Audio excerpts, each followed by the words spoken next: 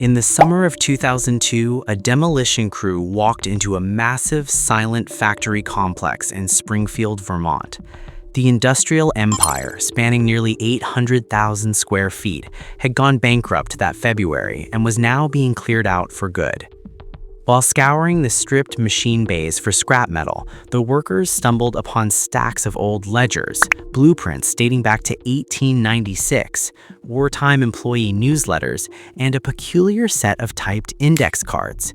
These cards were no ordinary corporate records. They were short obituaries and memorials dedicated to the factory's own workers who had been killed in action during World War II.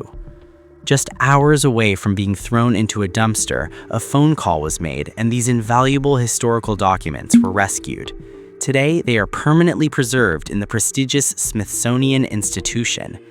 This is not merely the story of a bankrupt factory, it is the saga of a company that fundamentally transformed global automaking, aerospace, and heavy industry. 2. The window dresser who mastered precision engineering. The mastermind behind this industrial revolution had no formal engineering degree. Edwin R. Fellows was born on May 29, 1865 in Torrington, Connecticut. When his father, a high school principal devoted to mathematics, died unexpectedly, young Edwin's formal education ground to a halt. Forced to support his family, he spent his early 20s stocking shelves, selling clothes, and arranging mannequins as a department store window dresser. But a twist of fate altered his trajectory.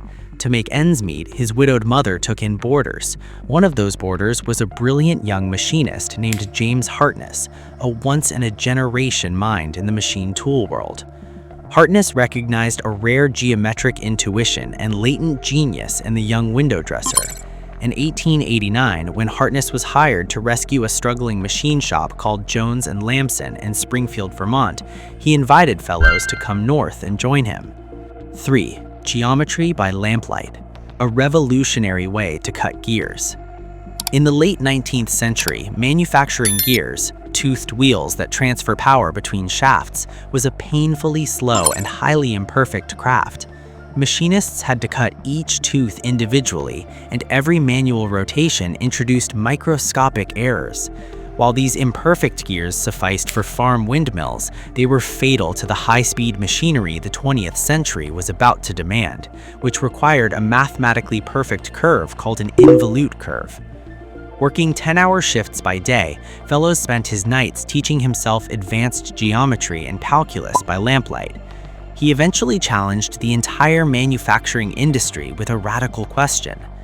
What if the cutting tool was itself a perfect hardened gear? By running a gear-shaped cutter against a raw metal blank, mimicking the exact way two gears mesh in service, while stroking up and down like a chisel, the tool would automatically generate its own perfect meeting shape. No templates, no indexing errors. Though traditional experts heaped derision and scorn on the young draftsman, Hartness backed him completely. On July 13, 1996, the Fellows Gear Shaper Company was incorporated. By 1909, Fellows was awarded the prestigious John Scott Medal, an honor he shared with giants like Thomas Edison. Driving the automobile revolution and arming world wars. While the company faced early financial losses, the dawn of the American automobile changed everything. A car transmission is essentially a box full of gears that must mesh smoothly under extreme loads. Hand-indexed gears failed instantly, but Fellows gears succeeded. Automotive titans like Packard, Cadillac, Oldsmobile, and Buick rushed to place orders. By 1911, Fellows was exporting 37% of its machinery to the industrial capitals of Europe. During World War II, the factory's importance grew exponentially. Springfield, a rural town of just 8,000 residents, saw over 3,300 of its citizens working intense blackout shifts inside the Fellows gates, including 400 women who stepped up to the machines long before Rosie the Riveter became a national icon. From the massive ring gears of battleship turrets to microscopic gears for aircraft instruments and bomb fuses, Fellows machines built the weapons that broke the Axis powers. In 1941 and 1942 alone, American industry delivered roughly 300,000 machine tools to the war effort. A staggering 10% of those machines came from this single Vermont town, earning the region the legendary title of Precision Valley. Edwin Fellows did not live to see final victory.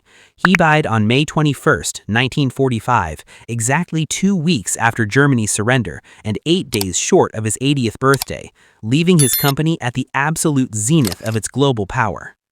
The death of paternalism and the rise of the Union. In the post-war era, Fellows operated like a massive family. 4 generations of the Fellows family worked inside the firm, and the company successfully staved off labor unions for 72 years through corporate paternalism. They kept unions out the old-fashioned way, offering profit sharing, Christmas bonuses, pensions, and recreation committees. Employees traded a union card for the comforting belief that the executives upstairs knew them by name. That bargain shattered in March 1963 when the family era ended and John Barbier, a metrics-driven outsider from Ford Motor Company, took the helm. By 1968, the cost of that loyalty became clear on paper.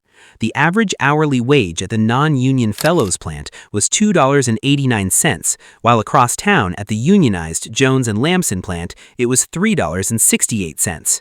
A Fellows machinist retiring after 25 years of loyal service drew a pension of just $61 a month, amounting to $2 a day. Angered by the wage gap, the workers revolted.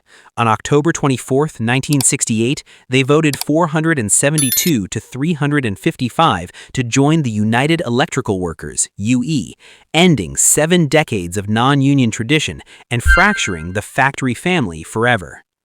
The long decline and enduring legacy. In 1974, the company was bought by the Emhart Corporation, a Connecticut-based conglomerate. The founding families were aging out, and selling became the only exit.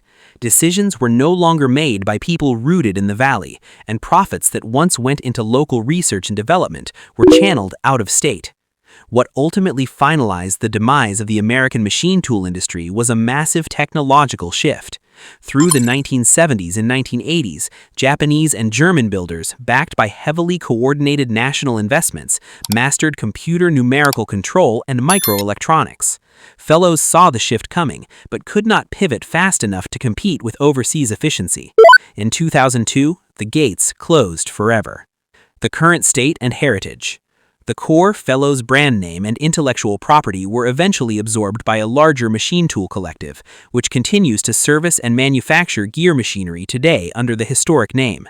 In 2012, the original downtown complex on the Black River found a second life, redeveloped into modern office spaces, medical clinics, and light industrial units.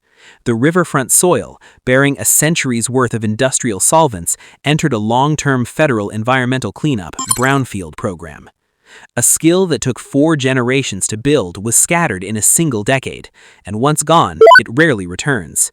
Yet the gears cut by Fellows machines decades ago are still spinning perfectly inside restored vintage cars, museum aircraft, and heavy machinery worldwide.